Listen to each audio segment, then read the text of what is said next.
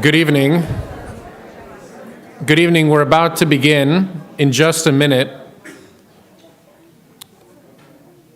If all of the men in the room could please make sure that they have a yarmulke, a head covering. If not, there's a basket by the front door.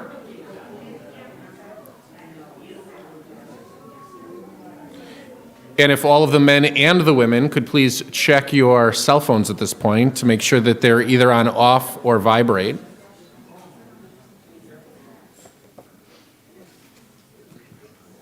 It would be greatly appreciated.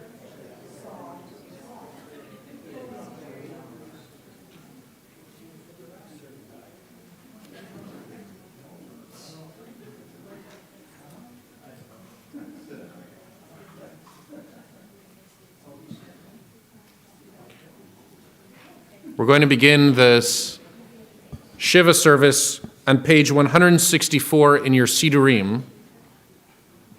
On page 164, with the Mincha service that actually concludes the day of Shiva that was today. Then we'll hear some eulogies and memories, stories about Norman. We'll hear some songs. And then we'll conclude with Maariv service, which is the beginning of the last day of Shiva tomorrow, so that we're all here for the conclusion of Shiva together. And I think bringing closure to the Shiva process, to the mourning process, to this intense period of mourning in Judaism together as a community is really a beautiful way not only to celebrate Norman's life, Norman's memory, and all of our love and appreciation for the Goldman family. We begin by offering them our condolences to Beverly and Andrea and Jennifer, and we turn to page 164 for Ashrei. Ashrei shveitecha od yalu chasel, Ashrei mshkachalo, Ashrei mshadonai Elohav l'verim michayel, Amor Hashem Elohav.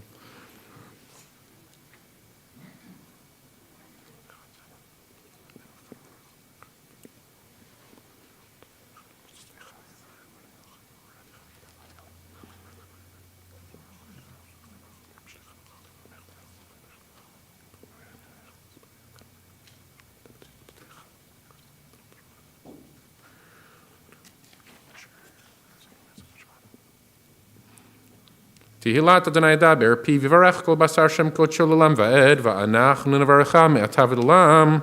Hallelujah. Please rise. Yitgadal V'gadash Shemei Rabbah.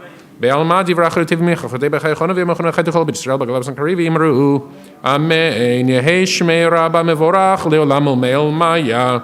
Yitbarach v'yishtabach v'yitba'av min aseh v'yitadar v'yilv'lal shmed kudsha b'reichu le'elam min kol birchata v'shirata dush b'chata v'nechemata damiran b'alma v'yimeru. Amen. We'll begin the Amidah together on page 168, continue through the Kedusha together on page 170, and then complete the Amidah, or the silent period of silent prayer, together on our own, page 168.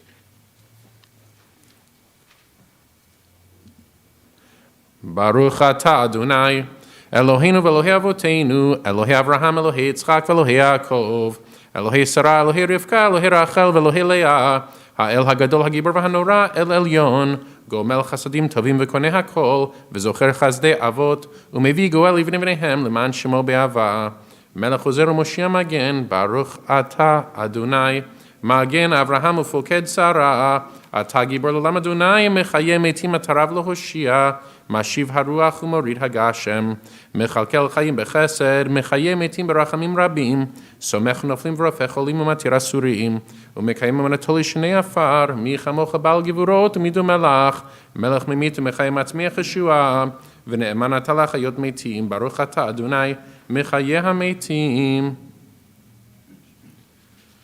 נקדש שמך בעולם כשם שמקדישים אותו בשמי מרום, ככתוב על יד אביך וקרא זה אל זה ואמר קדוש, קדוש, קדוש, אדוני צבאות, מלוך הארץ כבודו, למטה ברוך יאמרו. ברוך כבוד אדוני ממקומו, ודברי קודשך כתוב לאמור. ימלוך אדוני לעולם אלוהיך ציון, לדור ודור הללויה, לדור ודור נגידו לך, לנצח נצחים ותשך נקדיש, ושבחך אלוהינו בינו לעילוי ושלום ועד, כי אל מלך גדול וקדוש אתה, ברוך אתה אדוני, האל הקדוש.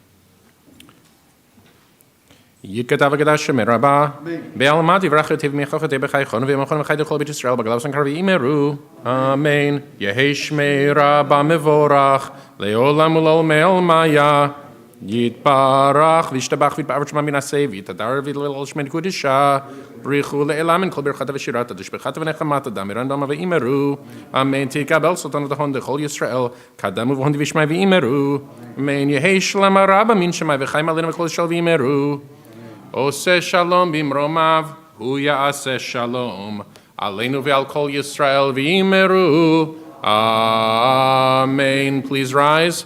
עלינו לשבח לאדון הכל, לתת גדולה ליוצר בראשית, שלא עשנו כגויי ארצות, ולא שמנו כמשפחות האדמה, שלא שם חלקנו כהם, וגורלנו ככל המונם, ואנחנו קוראים ומשתחווים ומודים לפני מלך מלכי המלכים, הקדוש ברוך הוא. שנות השמיים.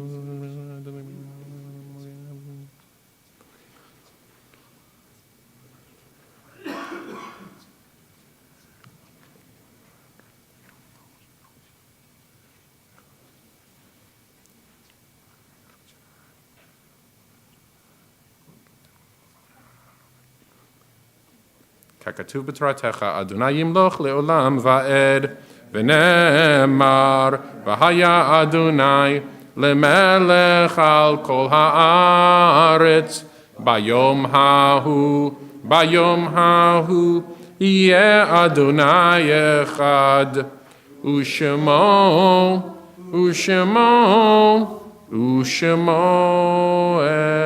echad. Mourner's Kaddish can be found on page 198 for all those in mourning or observing Yahrzeit, page 198. Yitgadal v'yitkadash shemerabah, be'alma divra chirutei v'yamlich malchutei, b'chayechon u'v'yomechon u'v'chayei dechol beit Yisrael, ba'agala u'vizman kari v'imru amen. Yehei shmei rabba mevorach le'olam u'me'el maya. Yitbarach v'yishtabach v'yitpa'ar v'yitramam v'yitnaseh. V'yitadar v'yitale v'yitalal shemei kudesha b'richu. La'ela min kol birchata v'shirata, tushbechata v'nechemata da'amiran be'alma v'imru amen. Yehei shlema rabba min shemaya. V'chayim aleinu v'al kol Yisrael v'imru amen. Oseh shalom bimromav. Hu ya'aseh shalom. Aleinu ve'al kol Yisrael v'imru amen. You may be seated.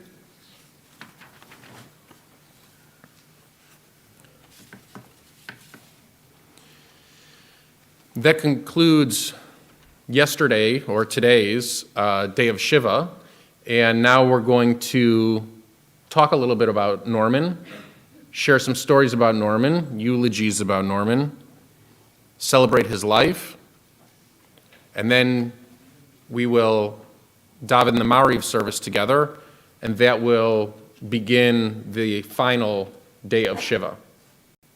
This is a very unique time of the year because the Shiva for Norman Goldman would have been cut off by the holiday of Purim, and the rabbis explained to us that it is today, it is tonight into tomorrow, right? That is the day when Queen Esther asked for the entire Jewish people to fast for her.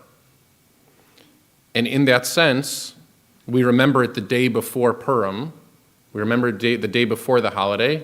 We come together and we commemorate that heroic act. And it's not only the act that she fasted, because as Jews we're used to fasting. It's that she was able to take this very private act and share it with all of us as her people, as her family. Norman was a private guy. He was a fairly private guy. And I think there's something beautiful about us sharing about him on the day when our tradition celebrates the idea that some of our greatest heroes and heroines were private people who decided to let us all in these moments when they were trying to express prayer, supplication, or gratitude. As I said, it's not only going to be a series of eulogies, it's a celebration of his entire life. And so at this moment, I hand it over to Cantor Schatz, who's going to lead us in song.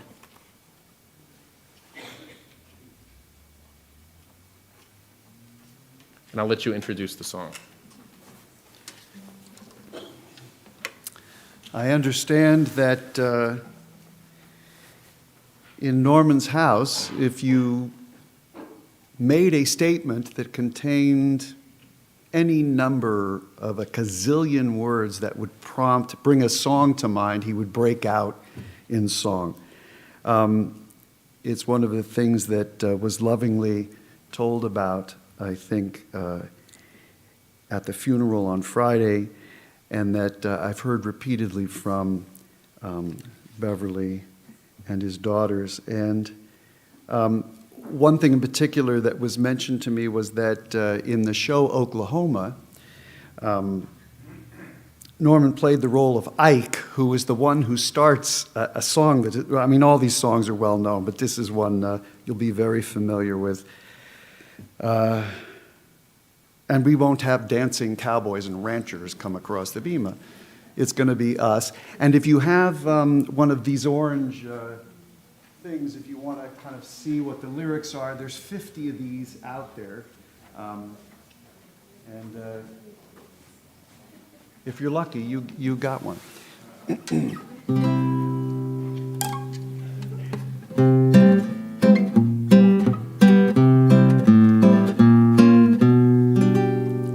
The farmer and the cowman should be friends. The farmer and the cowman should be friends. One man likes to push a plow, the other likes to chase a cow, but that's no reason why they can't be friends. Territory folks should stick together, territory folks should all be pals. Cowboys dance with the farmers' daughters, farmers dance with the ranchers' gals.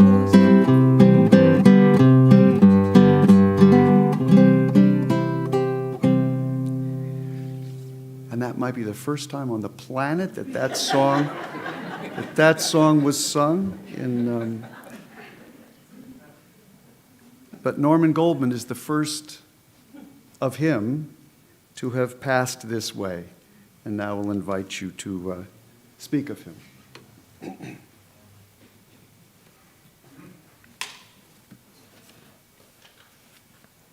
I'd like to begin by inviting Beverly up to the bima.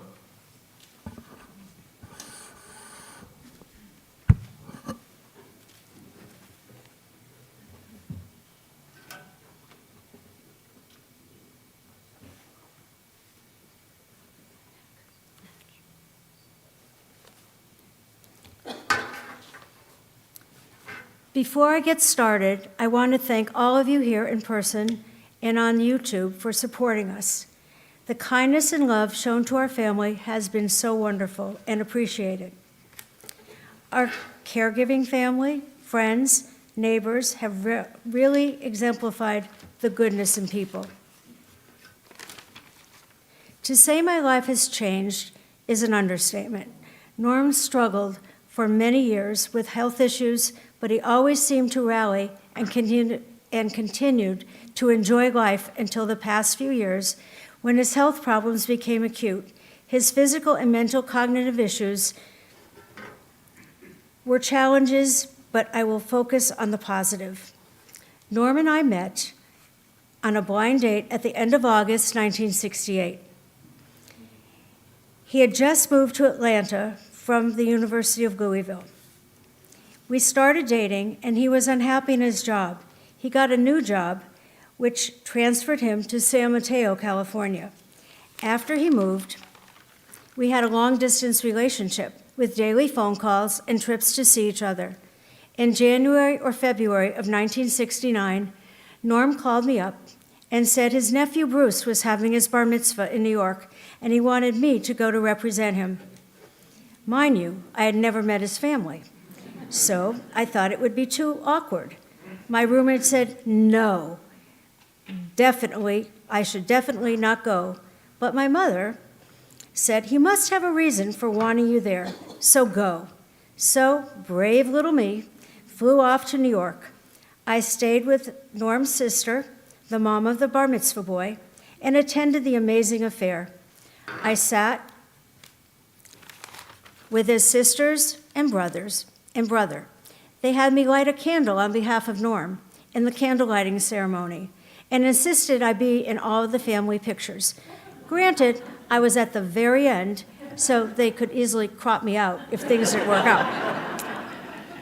A few weeks later, on March 15th, which is today's date, we got engaged.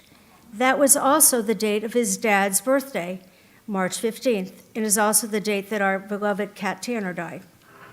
Norm had a soft spot for children and became a Jewish big brother. He truly made a difference in his little brother Brian's life.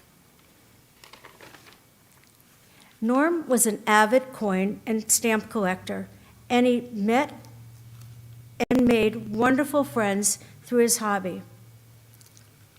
One of these friends was Eamon Carter, the owner of the Texas Rangers baseball team, and when the Dodgers played in the 1988 World Series, he gave us his tickets because the Texas Rangers weren't in that playoff. And we went and had a great time, and Norman was even on the Jumbotron. Norm was also a train buff and loved everything related to trains. One of his and our favorite trips was a train ride through the Canadian Rockies on a sleeper car, which reminded us of the train in the play 42nd Street. We also traveled by train from Miami Beach to Baltimore in our own sleeper compartment, another memorable experience. He was also a collector of numerous train memorabilia, and if you ever visited his office at Wells Fargo, he had trains everywhere. In our house, we have trains everywhere. On the walls, we even have the front of the steam engine from a B&O train. And if we ever have an earthquake, we're in big trouble, because that thing weighs a ton. Norm had a very distinctive voice. He sounded great on the phone, and he had a wonderfully strong singing voice. He loved to sing. Whenever he could, he would often burst into song, triggered by just one word. If you said the word Kansas, he would sing, "Everything's up to date in Kansas City." Norm loved musical theater, and many years ago he played Ike Skidmore in the Westchester Theater production of Oklahoma. He loved Broadway shows, and we went as often as we could, here in LA and in New York. Musicals were his favorites, and he introduced our girls to the theater at a very young age. In fact, on some shows, Cats, we sat in the very front row, and they come out through the sewer, and one of the cats sat on Norman's lap and just nuzzled up to him, and another one batted my daughter Jennifer's shoe off, and I didn't know where it went. And I thought, okay, you're out of shoe. But before the end of the show, they brought it back. For many years, Norm had to use a motorized scooter to get around, but that never stopped him. It did, however, create many memorable moments, some good and others major or near mishaps. In St. Louis, on an awards trip from Wells Fargo Advisors, we were transported to the St. Louis Cardinals baseball stadium where the awards banquet was being held. We were met by the Cardinals mascot, a giant bird, a cardinal. As soon as the mascot saw Norm, he challenged Norm to a race around this large room. Norm on his scooter and the mascot sitting on an ice chest on wheels. Everyone was cheering and hooting them on, and Norm won handily, for which he was so proud. There were so many crazy mishaps with his scooter, knocking over displays, almost driving into the swimming pool at the Sheraton, only to be stopped by a sand pit, where it took several strong men to pull the scooter out, and also taking a sharp turn, toppling the whole scooter over with him pinned underneath. That was a trip that we were on in Miami. Norm was very supportive of me and always encouraged me to participate in activities that interested me. He never held me back. If he wasn't up to going out with friends, he would tell me to go, but bring him back something to eat. My husband was always generous to others. He often gave coins to family, friends, and children. If he heard they were celebrating an occasion or just because, when we went on vacation, he always either sent gifts back or I schlepped presents in my suitcase, causing an overweight fee. He would bring back Hawaiian cookies or macadamia nuts for his secretaries, office manager, boss, and other brokers. He always sent something back to his sisters and brother. When he saw something while watching TV, if it had a connection to a relative or friend, he would buy it and send it to them. During our trip to Baltimore this past week, my sister-in-law showed us a model of a car. It was a replica of the car Norm's brother had owned years before. I think it was a 1950 Ford. Norm always encouraged me to be independent and to learn to do things for myself and not rely on others when possible. He said, I won't always be around to help you, so learn how to do things. I stepped out of my comfort zone when I had to buy a new car twice by myself, but I did it. I've learned to fix things around the house and take charge troubleshooting various problems on the phone. Norm always loved cars and treated his cars with kid gloves. Many years ago, he met Mario Herrera, who worked for a car detail shop. When Mario started his own detailing business, Norm moved with him because he appreciated his integrity. When Norm bought his pride and joy, a brand new Corvette at the Corvette factory, Mario became his go-to guy, lovingly keeping it in tip-top shape. They formed a close friendship over the years. Norm never differentiated who he became friends with, whether it was a client, a fellow hobbyist, a business relation, or someone who worked for us. He treated them with the utmost respect and vice versa. One client named Jamie Connor, who is here, held a special place in our heart because this summer when Norman was in the hospital at St. John's, he gets hospital psychosis, and he was not cooperating no how. Anything they asked him to do, go away, get out of here. And one day we saw him, he said, I want to call Jamie. And he's got the TV remote in his hand, pushing the buttons on that. He was confused. He thought it was the phone. And I said, okay, I think I know why he wants to call Jamie. He wants Jamie to spring him out of the hospital. Jamie was an anesthesiologist, and he thought he could get him out and maybe take him to the hospital where he worked, but he didn't realize that Jamie had already retired.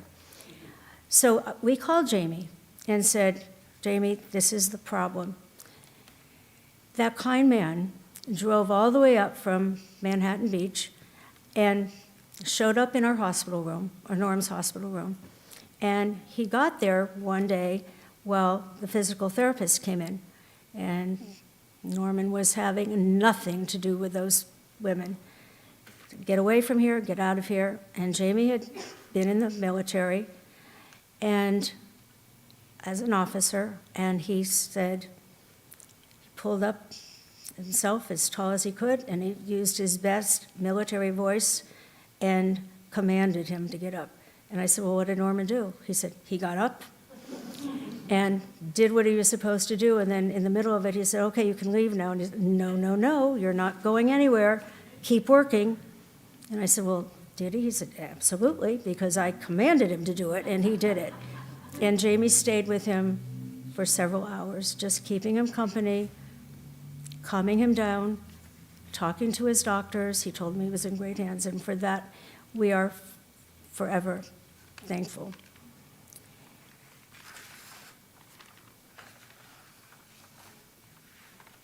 Norm touched so many people that took the time to really get to know him.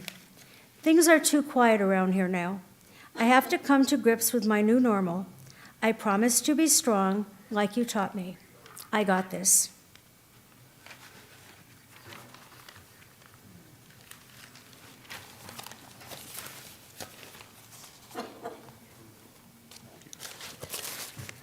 Dropping everything. I'm going to go down on the, hold on a minute. Jennifer?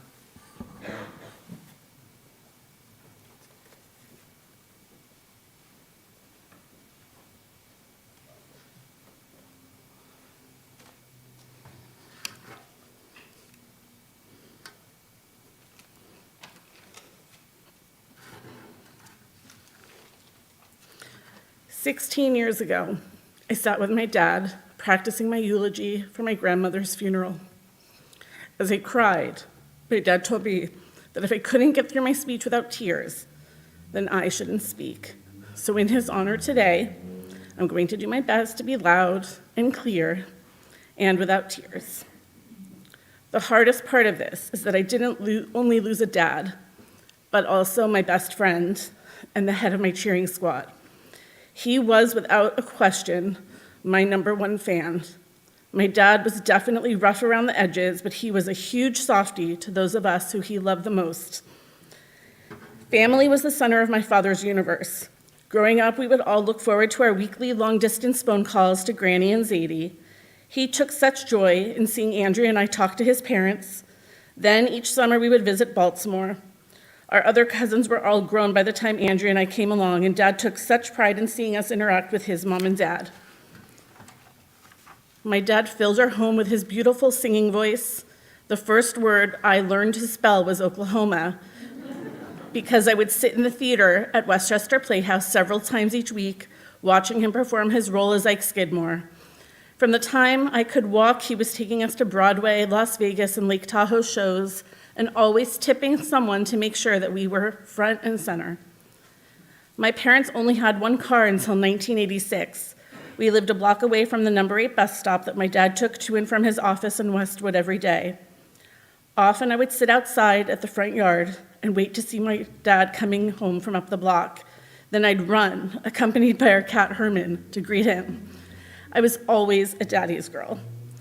Dad spent lots of time with Andrea and I, teaching us to play checkers, Monopoly, and outside playing horse at our basketball net. He was also the regular judge of our swimming pool handstand contests. He loved watching our friends and us play outside in the backyard. My dad instilled in us the importance of imagining and believing. He knew how important that was for children. One of my earliest memories with Dad is riding my tricycle and stopping to pick flower petals that I would put on the back of my tricycle to use as gasoline. Another early memory is watching The Wizard of Oz together. Every time I'd see a witch or a scary part, I'd grab onto him tightly. I keep thinking, who's going to protect me now? We were also the Jewish girls with the Christmas stockings. We loved Christmas and we believed in Santa Claus. We always left notes for Santa with cookies and milk, and Santa, AKA Dad, always came through. We'd wake up Christmas Day with stockings filled to the brim with all sorts of candy, and there was always some sort of special toy to top it off. Many years later, as an adult, I asked my dad why he did this for us, seeing as we were Jewish. His response was simple: I wanted you and Andrea to have something to believe in. Dad was also extremely sentimental. He saved letters we had written to Santa Claus, our baby teeth, and voice recordings of us singing songs from the musical Annie together at the top of our lungs. Again, our house was always filled with music. My dad was definitely a go hard or go home kind of guy. If he did something, he did it 100%, and he expected the same from Andrea and myself. One year, on our annual snow trip with our dearest family friends, we all had gone ice skating. To his dismay, I spent most of my time on my butt. When we returned home, he told me he thought I should enroll in ice skating lessons so that I would be more prepared the following year. He signed me up for group lessons, which then evolved to private weekly lessons and then lessons multiple times each week. Andrea soon followed suit. Ice skating was my dad's thing with us. He would insist on lacing our skates so tight so that we wouldn't roll our ankles. Many of the kids at the rink knew my dad because he was always on standby to challenge other kids to a race around the rink or to buy them a hot chocolate behind their parents' or coach's back. He was so generous, and he loved spoiling everyone around him. Hand in hand with our love for ice skating was our love for the movie Ice Castles. I cannot begin to count the number of times growing up that my dad would wake us up in the middle of the night because Ice Castles was on, and we'd sit and watch it together. Andrea and I recently discussed finding the movie so that we could watch it with him one last time. My dad also had no filter and wasn't a firm believer in sheltering Andrea and I from the real world.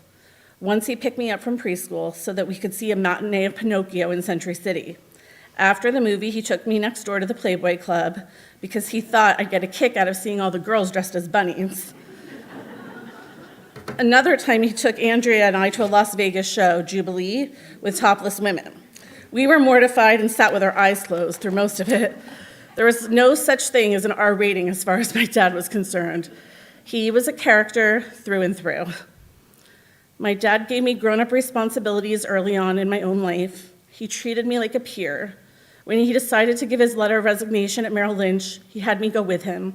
He anticipated that it might be a bit messy, and I was the buffer and his protector. Then, when he returned to Prudential, I had fun working with him for a couple of summers. Education was very important to my dad. He was the first child in his family who had the opportunity to attend college.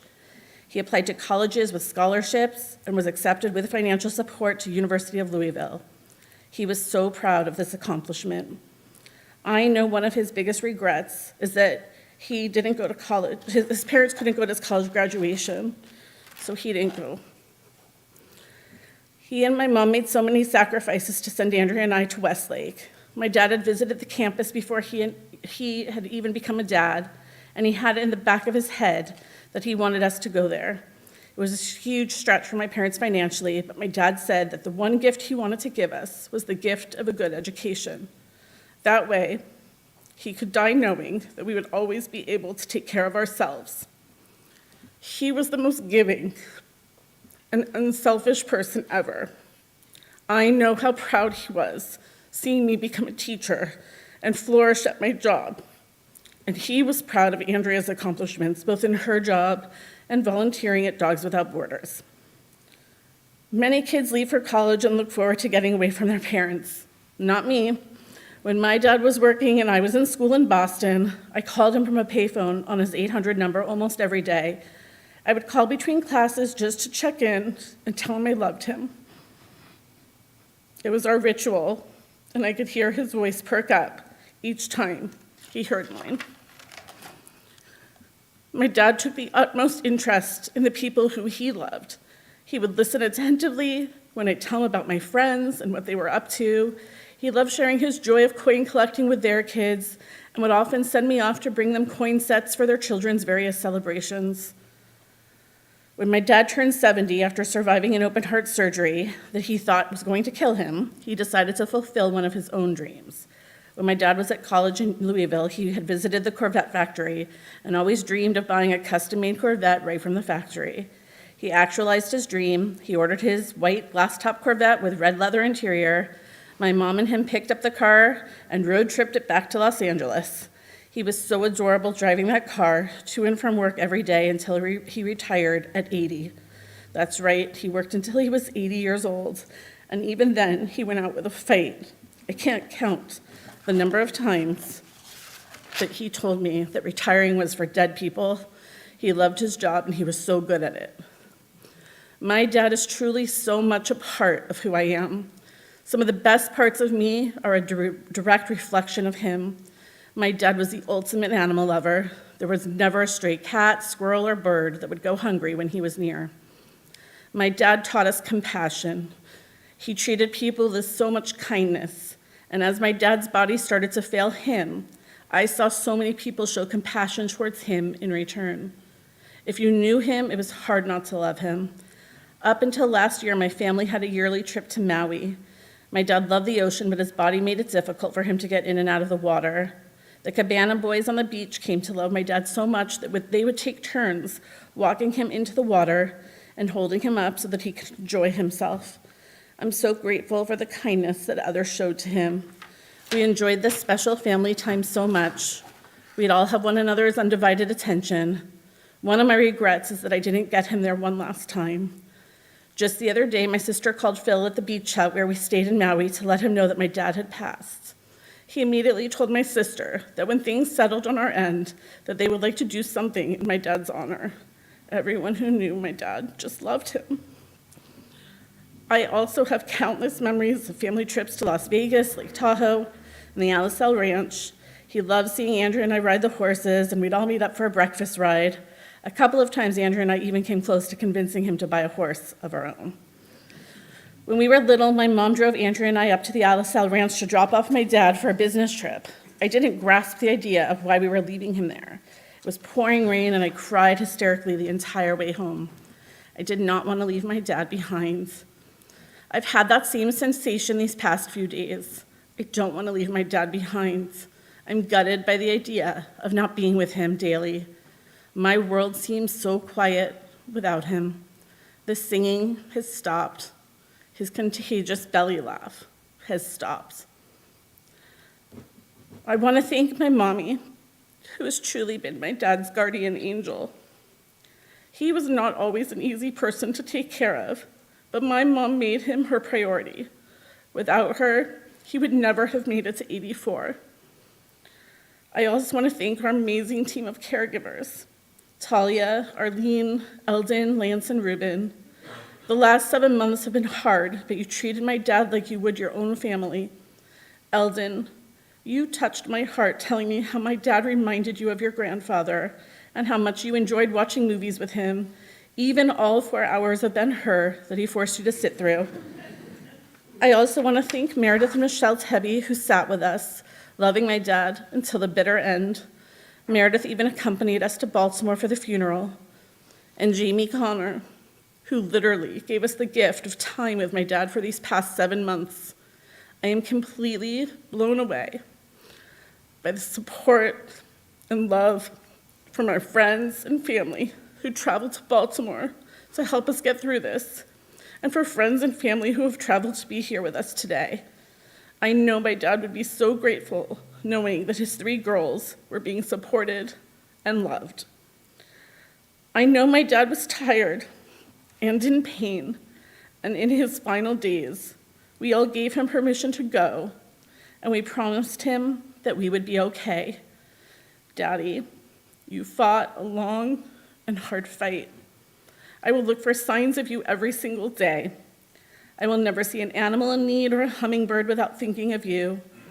I promise that Andrea and I will make it our business to eat crab cakes, Dinah's apple pancake, and coconut cake from time to time, and we will think of you each time. I cannot ever thank you enough for all of your sacrifices, life lessons, compassion, and for surrounding me in love and music. I will live my life in a way that will make you proud. I know you wanted Mom, Andrea, and I to be a united front and to get along, and we promise you we are going to do our best. Thank you for the honor and privilege of being your daughter. I promise that you will never be forgotten. You are back with Granny and Zadie now, exactly how you wanted. You lived a good life, Daddy. You rest now. I love you. Waffle.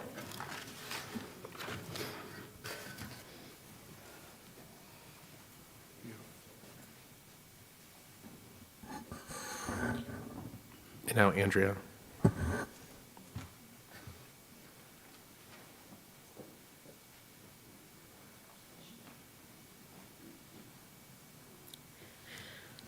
feel like I'm too short for this. I'd like to go on record, by the way, of saying that your luggage was not overweight because of Dad.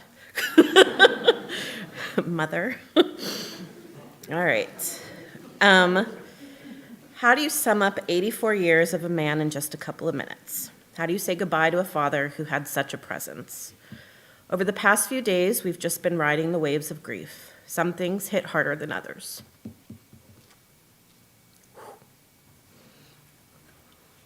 This one always gets me. A picture of him in Hawaii. It's the one we have out there. A video of him singing. The reality of him never passing me a bill again to work out the tip. Just 1,000,001 little things that bring me to my knees. As everyone knows, we held my dad's funeral in Baltimore this past Monday. And to say it was hard to leave him there would be an understatement. But we know with 1,000,000% certainty that is exactly what he wanted to be, where he wanted to be. He was laid to rest with his mommy and daddy, his sister Annie, and my uncle Josh and their son Gary. I will try to keep this brief because I know if my dad were here, he would be saying, "Let's go already," in that big booming voice. Many of you probably heard my speech already from the funeral service, so while I didn't have it in me to do a total rewrite, I will try and sprinkle in some new stuff for you to keep it interesting. My dad was truly the center of our universe. Our worries, our wishes, our dreams, our home, our vacations, our plans, truly everything revolved around him. Around his trips to the hospital and more recently his care at home, around his doctor appointments and needs, around his loud TV and stamp and coin collection and his love for QVC and Home Shopping Network and driving us insane with all of his ordering. I wouldn't be surprised if UPS or Amazon drivers were in attendance today. But I digress. For my mom especially, her life was his. She truly was his angel, and in his final day, her name was the one he cried out for as he was dying. Sorry, Dad. not to bring him soup or a diet Snapple or to feed the hummingbirds or stray cats, but because he truly loved his Beverly. Now I'm no fool. I know my dad said and did some things in times that weren't the nicest or what we might do. But you would be a fool to think that was the real him. He was one of the most incredibly kind, funny, and thoughtful humans ever. Just this week, I found an article my dad had cut out for his brother. Written at the top was, in his writing, mail to Gilbert Goldman. I brought it with us to hand deliver to my Uncle Gibby. And while I have everyone's undivided attention, why is this so hard today?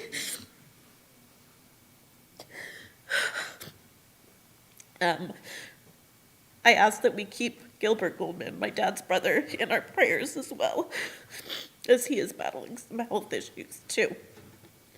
Okay, now back to Normie. It was hard for people that didn't know my dad as well to know the amazing man he was. He could be quiet, shy, kept to himself off in a corner in a quiet room, much like his daughter. But if someone took the time to see through the grumpiness and sit with him and truly listen and talk and care, he was about as sweet and generous a person as you could hope for. Even Meredith, nicknamed Smiley by my dad, reminded me of how when she got married, my dad got her and her husband, Elon, who's also here today, some symbolic coins and a gift card to his favorite restaurant in Hawaii, Highs. He was the kind of guy that would cut out articles and send them to people, like I mentioned. He also loved to buy random things for people, whether a random flashlight, gadget, or safety tool he saw an infomercial for. If he thought someone would like it, it was on its way next day delivery, and likely on auto-renew for eternity. His purchases were sometimes hysterical, most of the times thoughtful, but always well-intentioned. My favorite, sorry God, is when my mom started losing weight and my dad bought her underwear with built-in butt pads. Somewhere we have a picture that my mom will never let us show, but that was my dad. He was a character. The voice, the humor. Even in his final week, my mom was stroking his hand and I said, "Dad, do you like that?" And he raised up his eyebrows like Groucho Marx. He was just a softie when all is said and done. He was the one to tip well, to make friends with cab drivers, to listen to the quiet ones, because he never wanted anyone to hurt or feel left out like he often did. As his dementia got worse over time, he definitely would lash out sometimes, but I know that was not him. And the day before he passed, I said to him, "Dad, we know you don't mean what you're saying and that you're just sad and hurting. We forgive you, okay?" And he nodded yes. I have so many great lessons and memories I learned from my dad, and I am indeed my father's daughter. And he would be telling me now to pull it together. The acerbic wit, the tough exterior, the rocking body, the heart of gold, and the love of animals, all the things, especially singing. We both loved to sing and had a song for everything. In the hospital, just a couple days before he died, they came to do a breathing percussion treatment on him, and he was singing "Ha ha ha, ho ho ho" from The Wizard of Oz to the beat of the treatment. They would ask him the day, and he would peek at the board and sing "Monday, Monday." That was just him. For my dad's last birthday, I wanted to be sure to say all the things. I decided to write him a card that in my mind would one day be all the things I would say to him when this day came, because I always have hated the whole "everyone loves you when you die" thing. I wanted him to truly hear all the things I had to say to him in life, and not just after he passed. Not sure if we'll get through this, but I wanted to share the letter I wrote him for his 84th birthday. Okay. Happy birthday. I hope today brings you more smiles, less pain, and all the diet Snapple, Rocky Road, cat love, and coconut layer cake you can dream of. Now, I would get you a fancy gift, but I know you would just say, "You don't have a pot to piss in." So, while I did pitch in for your fancy gift coming soon, my main gift to you today will be one from the heart, this letter. Growing up, you would always surprise me with little notes. Sometimes it was a card you bought from the car wash. Sometimes it was a note you slid into my school desk to say, "A positive attitude will help create opportunities." Other times it was a copy of the book Jonathan Livingston Seagull, in which you wrote, "Look with your understanding, find out what you already know, and you will see the way to fly." You have always been there with words of wisdom. You have often asked me what classes in school have helped me the most. And yes, while I wish it had been vet school, I find myself in advertising making fancy CEOs of companies think and laugh and solve their business problems. One of the comments I often get, to my surprise, is that I never seem nervous when talking to these tough guys or girls. I am quite certain that is because of you. Not just because you're a tough guy yourself, but because you have always pushed me to go way out of my comfort zone, to be braver than I think I am. In elementary school, he would have me start my book reports or any class speeches in a way that stood out. You demanded it. I will never forget yelling, "There she blows," to my class, I'm assuming before speaking about humpback whales. I was mortified. Before 7th grade, you had me call every single kid in the roster to introduce myself. Again, mortified. At hockey games, you once lifted me on your shoulders to yell something to that referee Frazier or to cheer fights on. The list goes on. Truth be told, I'm usually scared, well, poopless since I'm in Temple, in social gatherings and in fancy meetings. But because of the lessons you've taught me, the world thinks I am brave and confident, and perhaps one day I'll agree. You also taught me in life how to love animals like family. You would humor me when a bird flew into the sliding glass door and let me take it to the vet. They probably just threw the hurt pigeon into the trash, but you let me care. You'd have us recite a poem when one of our pets died and would always say, "No crocodile tears, enunciate." I carry that love for animals with me every day as I work with an animal rescue. Sometimes I pick up animals from the shelter on what we call a freedom ride. Sometimes I foster them and teach them how to love and trust again. I know you're not a dog person, but I also know you gave me my love for all animals. And while I didn't become a vet, I do sit on a board of an animal rescue and help as many animals as I can. Some of my favorite memories with you are simply ordering Chinese food together, going to hockey games, or even having me take a bus to come meet you in Westwood to see a movie that I was probably far too young to see, whether a horror movie or some movie with nudie scenes where I would cover my eyes. Or you waking up Waffle and I at any hour to watch Ice Castles, like my sister mentioned. I also love and appreciate that even though we are Jewish, you would let us write a letter to Santa, and we would get a Christmas stocking and gift because you thought it was good for our imagination. I also remember all of our vacations to Europe, trains across Canada, Hawaii, Baltimore, and more. I loved when you took us to ice skating lessons and how tightly you would tie our skates, like Jen mentioned, just so we didn't twist our ankles. And I remember how proud you were when I got a 1350 on my SATs. Believe it or not, I often long to see that beaming pride from you again. One of my biggest fears or disappointments is that I haven't made you as proud as you would have liked. I haven't become a veterinarian or married someone or given you grandkids. I imagine how if I had kids, you would make them giggle, you would teach them to love coins and stamps. And I often cry thinking of how perhaps I've let you down by not accomplishing those things, or by not keeping my weight off when I lost it. But I will one of these days. And I promised him on his deathbed so that I know I have to keep the promise. But I hope in other ways that I do make you proud, because my heart, my humor, my love for animals, my love for singing and having a song for everything, that is because of you, Ike. You often talk about dying, and I know you feel like you don't matter, that this is the end, but you do matter. Like it or not, you are loved tremendously. You may try to be a tough guy, but I know under the grumpiness is a softie with a heart of gold. Now, I may not see you as often as I should, but the truth is, I just hate to see you sad or hurting or angry and not being able to change it. But my God, do I love you. And I appreciate all the amazing things you have done for me growing up and as an adult. Whether an amazing education or simply not yelling at me when I crashed the car, and instead your first words being, "Are you okay?" All of that mattered, and I love you for all of that and so much more. I dread the day you will not be around for a wise word, or to say, "How's it going, kid?" or to hear your booming voice singing or humming a tune. I hate that you can't hear me these days when I answer you because you're losing your hearing. So I will put in writing so you hear me loud and clear. I love you. You should know that on your birthday and every day. You're a great man, and I love you. Happy birthday, Dad. Now I will leave you all with one final thing. Uh-oh, I'm missing a page. but I know the end. My birthday is next month. It's going to be a tough one. But I recently came across a voicemail, which I didn't even know I had. So I will play it to you. Hope you guys can hear it. And pay attention especially to the very last sentence. Happy birthday to you. Happy birthday to you.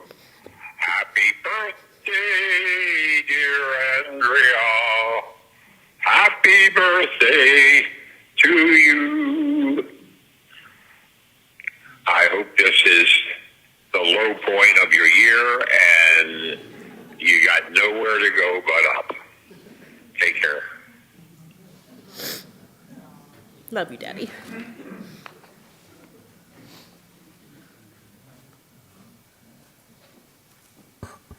Beautiful. And now we'll turn to a couple of longtime friends, Diane Sternfels and then Saul Bubis.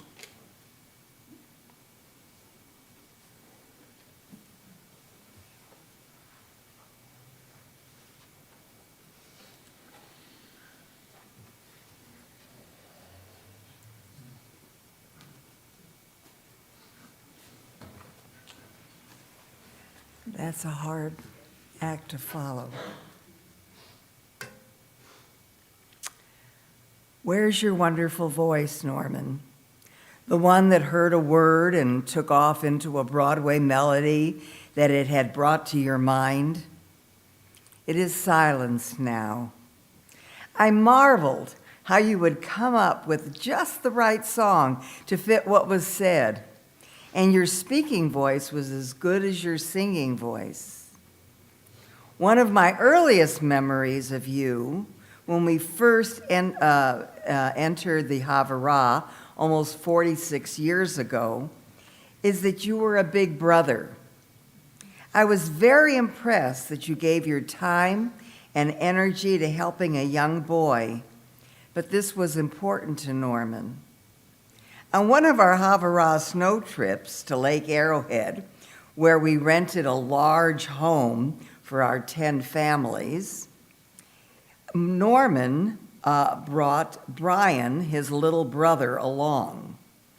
I can't imagine what Brian must have thought of this group, which schlepped gargantuan amounts of food, including, all of the food, including chicken soup for Friday night dinner, held 2 services Friday night and Saturday morning, ice skated, and held ferocious games of rummy tile in the evening. At night, when we went to sleep, the kids usually in one area, the adults in another. But we'd always know where Norm was. That great voice translated into great snoring, which we all shared. Later, when our Havurah no longer went to Lake Arrowhead, our family went to Big Bear for some years with the Bubises and the Goldmans. Our last trip there, we got snowed in and couldn't get down the mountain in time to return to work. When I sheepishly called the office at my school, because I was a teacher, as was Beverly, they'd already heard the weather report and knew I wouldn't be there in time for Tuesday's school. Bev had the same predicament. We've heard a lot about Norm's voice, but one time I wished he had just stifled himself. Our 2 families took a boat trip to Catalina when the girls were quite young. Jennifer and Jessica, 7, and Andrea and Sarah, 6 and 5. Now, I am not a great sailor. I even got queasy on the great white steamer that used to go over. I don't know if any of you remember that great big boat, great big ship, I should say, and now we were going on a much smaller boat across to the island.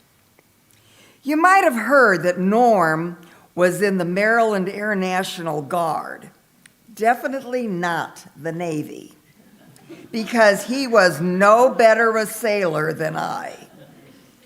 The two of us didn't dare go below. We stayed on deck and froze in the wind. I did not open my mouth the entire trip over. Norm's way of dealing with seasickness was to never stop talking, which drove me nuts. I couldn't wait until we docked. Of course, then there was the return trip. Came that time, it's a wonder we got Norm back on board. If a train were available, he'd have taken it.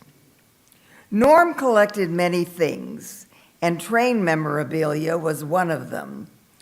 I also loved trains. I had traveled several times from Chicago to LA and back again. And when I returned from living in New York, I returned by train. I was really into that hobby of Norm's. Someday, I'd like to emulate your trip on the Canadian Pacific across Canada. But the main things Norm collected were stamps and coins, and he was generous in sharing his interests with his friends. I have on display in our library at home the United States presidential $1 coin proof set of the first 4 presidents, Washington, Adams, Jefferson, and Madison, which Norm gave us. Norman was particularly fussy about what he would eat. No chicken, no fish, and no lettuce-based salads. So I knew what I had to make when he came over. Vegetable salads were easy, but I was thrilled when Norm decided that my roasted vegetables were okay for consumption. Yay! They were my specialty, and he gave them the okay.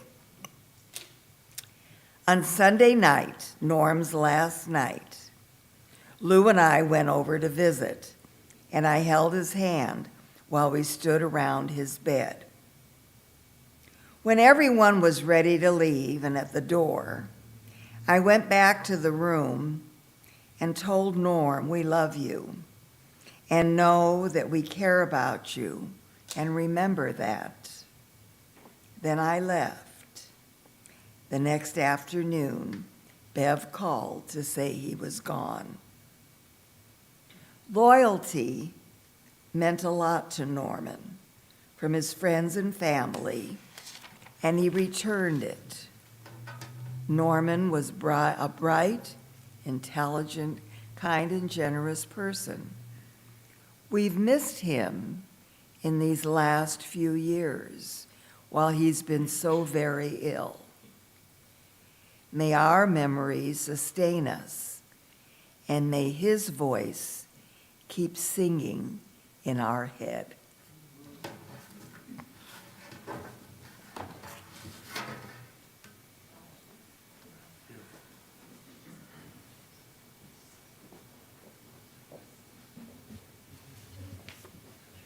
Another hard act to follow, but I'll try to keep it brief.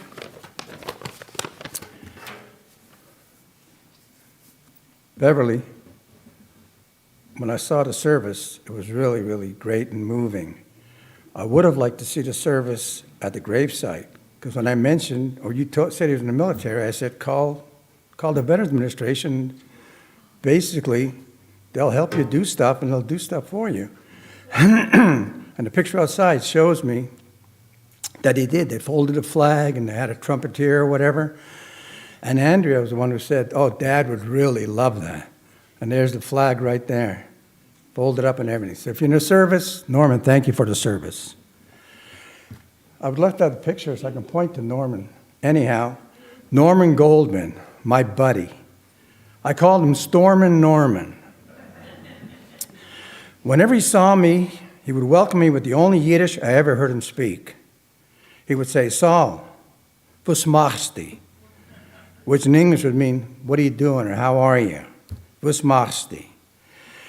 Anyhow, our conversation would start out with stock market news and real estate news.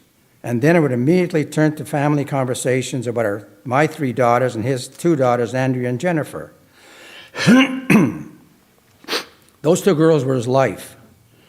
I'm not forgetting about his faithful wife, Beverly, but in his top 3 favorites, there was his 2 daughters, Andrea and Jennifer, and his cats, like 2 or 3 cats.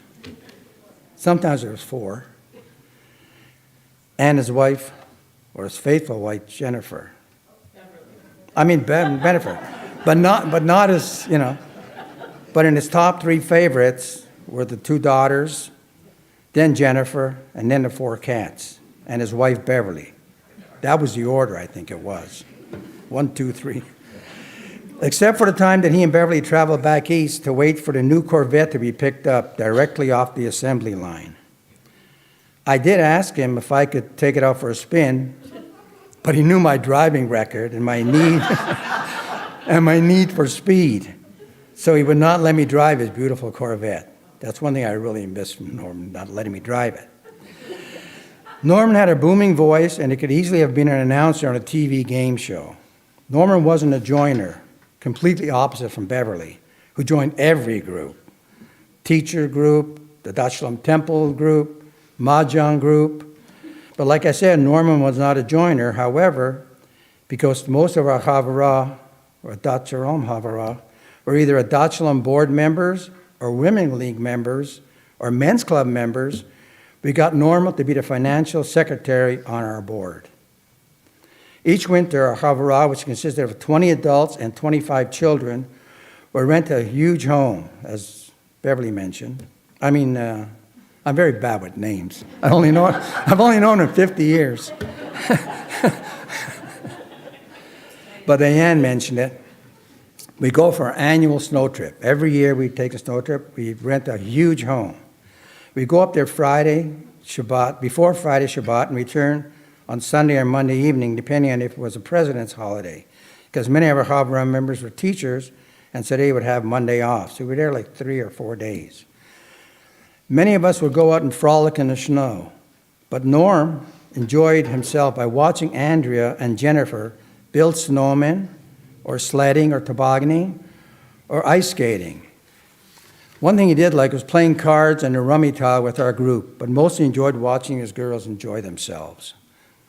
Our Havara used to go to Mother's Beach in Marina for tashlit, and he would enjoy seeing 40 to 45 of us throwing our sins into the water. He always told me to take some more bread because I had more sins. When I saw him sitting on the side observing the girls, I would go over to him, and after speaking a bit, a word would come up to remind him of the song, and he would break out in the song with that word in it. He was proud of the fact that he appeared at Westchester Theater in the play Oklahoma. When our Havara would get together at one of our houses, and we were all enjoying ourselves eating and talking and playing games, after a period of time we'd hear in his famous announcer's voice, "Brunswick, let's go." Her maiden name was Brunswick, and when he gave her a command, it was Brunswick, right? Brunswick, let's go. That was Norman's time to let us know it was time for the party to break up. Otherwise, we can go on till like 2, 3 o'clock in the morning. One more thing, Mickey was speaking to Beverly, of which they spoke to each other 7 or 8 times a day. But that was how I knew the girls, the cats, and Norman were doing. Anyway, they were on the phone about 1.5 years ago, and Beverly heard that I was making matzah brai. Beverly told Mickey that she ordered matzah brai from the deli on Westwood Boulevard, but it tasted like cardboard. So I volunteered to make him a matzah brai. After I brought it over, Beverly said Norman loved it. So for the next couple of months, I wanted to make him a fresh matzah brai. But Beverly said that his system was not set up to deal with matzah. Not too many of us are set up to deal with matzah. Anyhow, Norman, I promised to make him matzah brai at our next get-together. Norman, I haven't seen you regularly for the past few years, but I promise to spend more time with you in our next get-together. I'm sure glad I got to see you on the last Saturday after I left the temple. I called Beverly, and Beverly said, "You may not want to come over because he may be able to hear you, but he he can respond. So I'm glad I went over anyway. Anyhow, we all love you and miss you. Rest in peace, Storm and Norman.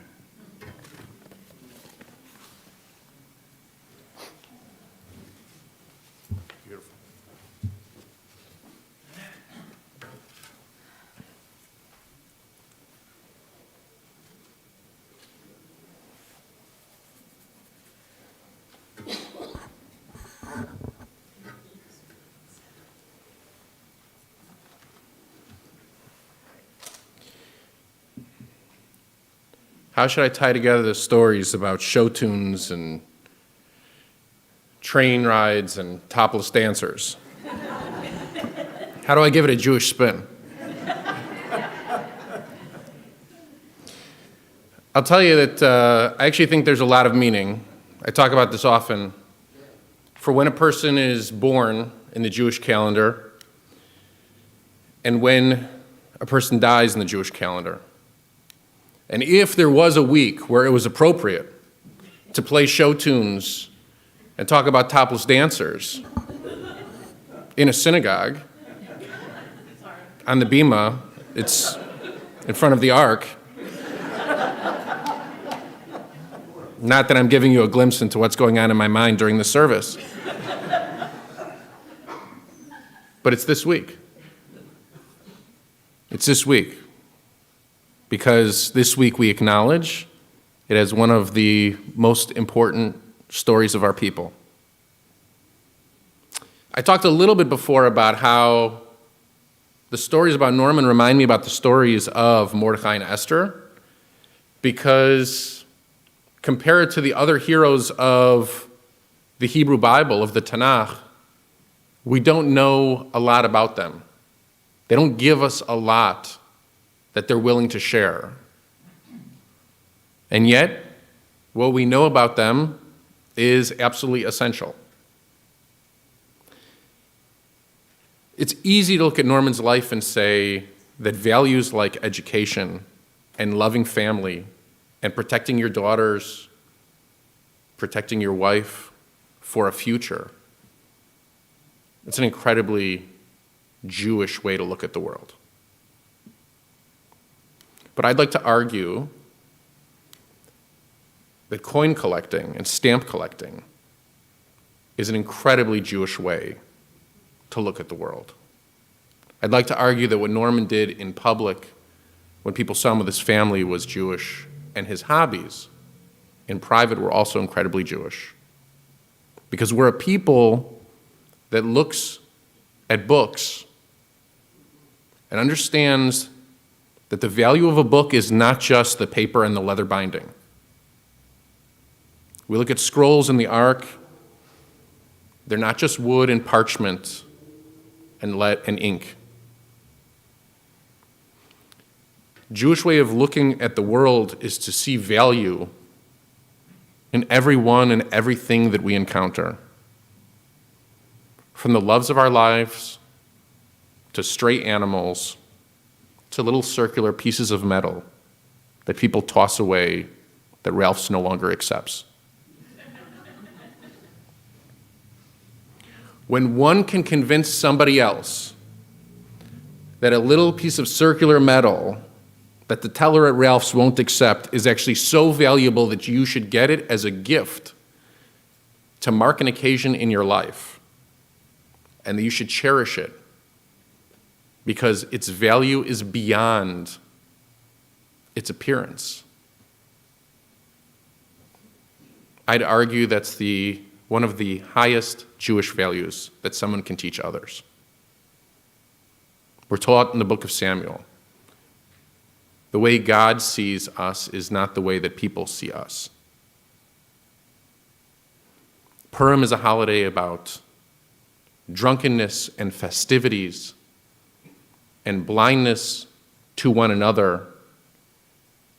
And amongst all the commotion and the chaos, there are two people who can see clearly.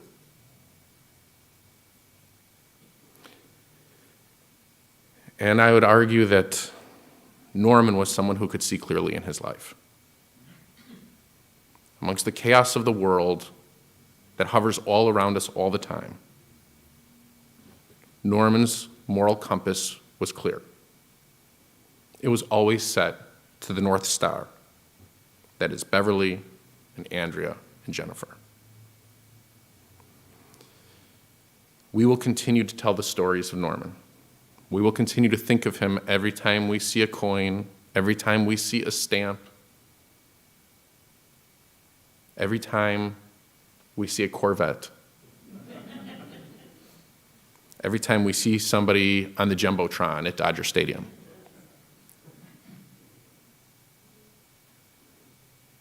And we'll know and be happy that these special little touches in life are so meaningful to others. And it'll make us reflect on the little touches in our own lives that mean so much to the people around us. May the memory of Norman Goldman, Nuchem Yankel, Ben Zlavel Vesheva, may it continue to be a memory, to be a blessing for his family, for this community, for Klal Yisrael, for Jews everywhere, and for humanity. Amen. Let us say, Amen. We'll now conclude the memories with our final song from Oklahoma.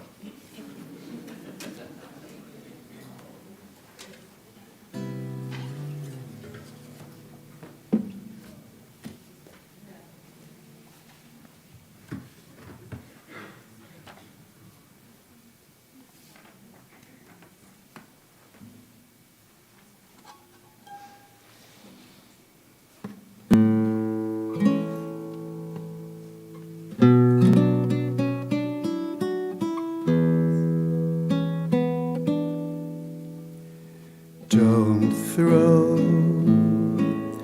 bouquets at me. Don't please my folks too much. Don't laugh at my jokes too much. People will say we're in love. Don't sigh and gaze at me. Your sighs are so like mine. Your eyes mustn't glow like mine. People will say we're in love. Don't start collecting things. Give me my rose and my glove. Sweetheart, they're suspecting things. People will say we're in love.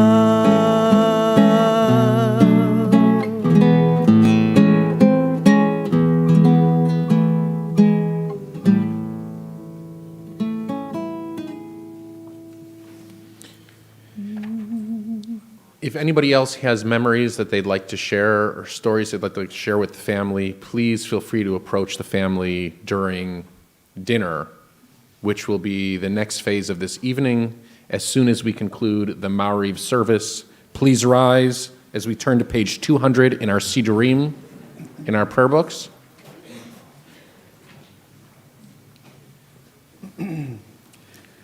Vehu rachum yikaper avon velo yashchit vehirba lecha Shiva po velo yair kol chamato Adonai Hoshia melech yaneinu biyom koreinu. Baruchu et Adonai HaMevorach. Baruch Adonai Borach Leolam Va'ed. Baruch Adonai Mevorach Leolam Va'ed. Baruch et Adonai You may be seated. Melech Haolam Asher Biro Maariv V'Arami. אל חי וקיים תמיד ימלוך עלינו לעולם ועד. ברוך אתה אדוני המעריב ערבי. Let's read in the English towards the bottom of page 201. Let's read together. With constancy, you have loved your people Israel, teaching us Torah and mitzvot, statutes and laws. Therefore, Lord our God, when we lie down to sleep and when we rise, we shall think of your laws and speak of them, rejoicing in your Torah and mitzvot always. For they are our life and length of days. We will meditate on them day and night. Never take away your love from us. Praised are you, Lord, who loves his people Israel. Baruch atah Adonai.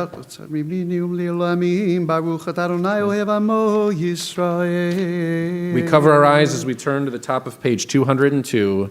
Shema Yisrael, Adonai Eloheinu, Adonai Echad.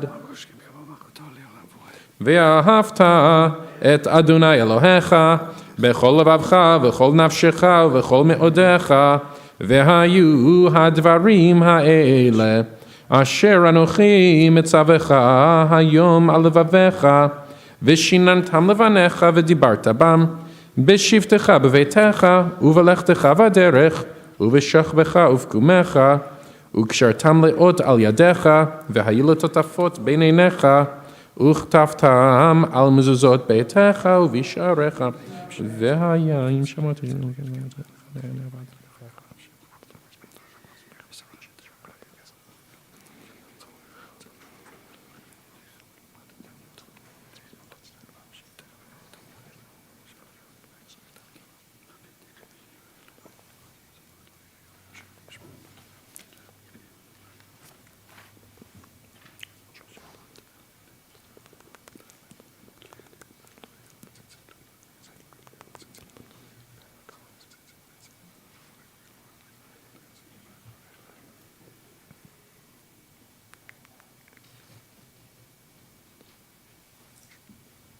למען תזכרו ועשיתם את כל מצוותיי והייתם קדושים לאלוהיכם, אני אדוני אלוהיכם, אשר הוצאתי אתכם מארץ מצרים להיות לכם לאלוהים, אני אדוני אלוהיכם, אדוני אלוהיכם, אמן.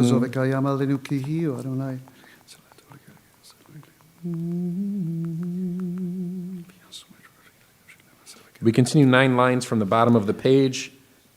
ומלכותו ברצון קיבלו עליהם משה ובני ישראל לך אנו שירה בשמחה רבה ואמרו כולם מי כמוך בו אלים אדוני מי כמוך נדע בקודש נורא תהילות אוסף אלה מלכותך ראו בניך בוקר ים לפני משה זה אלי אנו ואמרו אדוני ימלוך לעולם ועד ונאמר כי פדה אדוני את יעקב וגאלו מיד חזק ממנו ברוך אתה אדוני גא ישראל השכיבנו אדוני אלוהינו לשלום והעמידנו מלכנו לחיים ופוסלנו שכת שלומך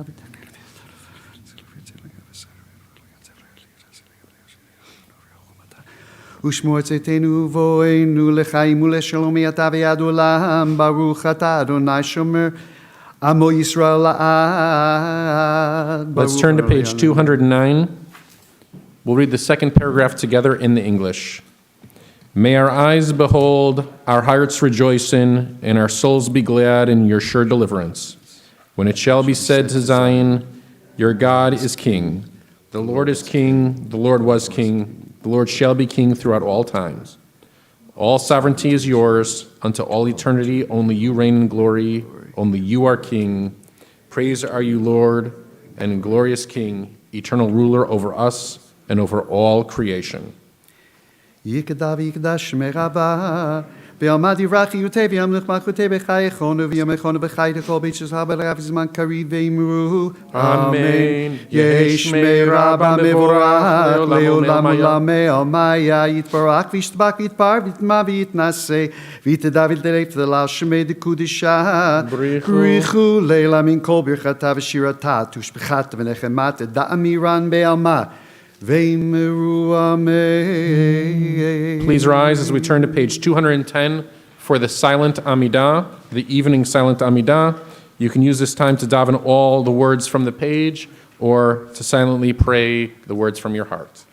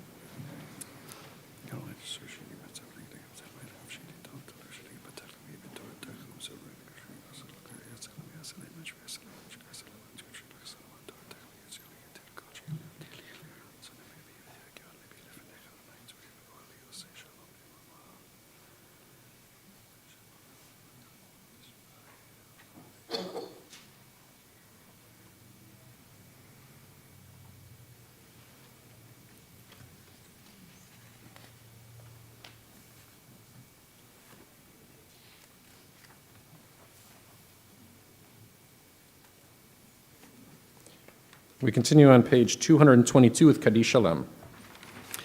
יקדע ויקדש שמי רבה. אמן. ויעמד יברח יותה וימלך מלכותה. בחי יכונו ויומכונו וחי דכל בישוע בלך וזמן קריב וימרו. אמן.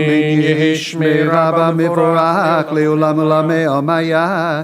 יתברך וישתבח ויתפאר ויתרומם ויתנשא ויתדע ויתעלה ותעלה שמי דקודשה. בריחו לילה מן כל ברכתה ושירתה ותושבחתה ונחמתה דמירם ביומה ואמרו אמן תקבל צלותון ובאותון לכל ישראל קדם ובונדי ושמי ואמרו אמן יהי שלום רבה מן שמי וחיים עלינו ועל כל ישראל ואמרו אמן עושה שלום במרומיו ויעשה שלום עלינו ועל כל ישראל ועל כל יושבי תבל ואמרו אמן.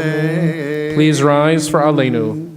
עלינו לשבח לאדון הכל, לתת גדולה ליוצר בראשית, שלא עשנו כגויי הארצות, ולא שמנו כמשפחות האדמה, שלא שם חלקנו כהם, וגורלנו ככל המונם, ואנחנו קוראים ומשתחווים ומודים.